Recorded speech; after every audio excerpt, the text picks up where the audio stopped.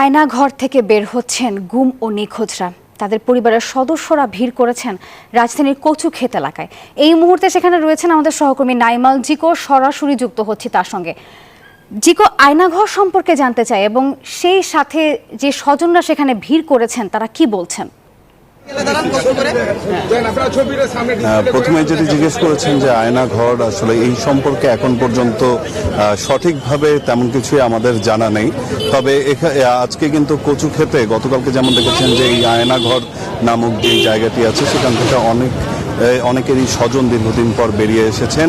ঠিক একইভাবে এই খবর পাওয়ার পরে কিন্তু কচুক্ষেত মোড়ে অনেক স্বজন এসে ভিড় করেছেন এবং যেমনটি দেখছেন যে তারা তাদের যেই স্বজনরা হারিয়ে গেছেন তাদের আসলে ছবি নিয়ে এখানে এসে আজকে উপস্থিত হয়েছেন। দীর্ঘদিন ধরে আসলে নিজেদের প্রিয়জনদেরকে খুঁজে না পাওয়ার যেই আকাঙ্ক্ষা, যেটি হলো গতকালকে অনেককেই বের হতে দেখেছেন এবং তারপরেই কিন্তু তারা এখানে ছুটে এসেছেন যে তাদের সেই আপনজন প্রিয় মানুষটি এখানে আছে কিনা এবং সেই আয়নাঘর থেকে আসলে বের হবে কিনা, সেজন্যই আসলে এখানে এসে উপস্থিত হয়েছেন। এখানে আমরা কয়েকজনের সাথে একটু কথা বলতে চাই। একটু যদি আপনার কাছ থেকে জানতে চাই, কে কেন এখানে এসেছেন, এই জায়গাতে কেন? আমার মেয়ের জামাই বাচ্চার বাবা 2018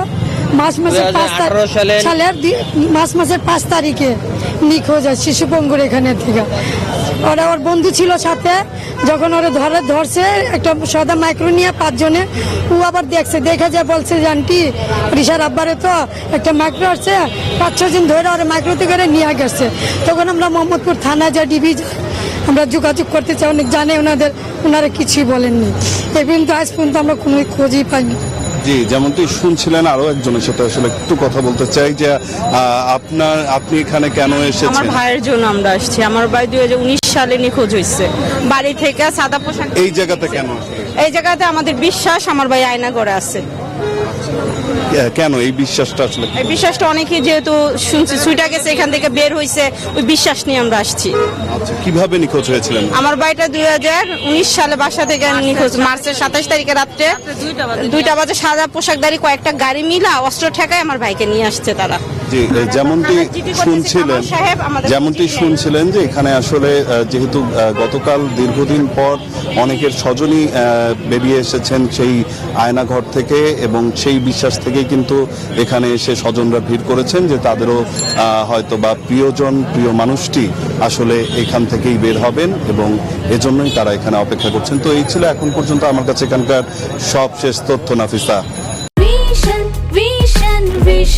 100% কপার কন্ডেন্সারে তৈরি ভিশন ফ্রিজ, তাই গুণে মানে অটুট থাকে বছরের পর বছর।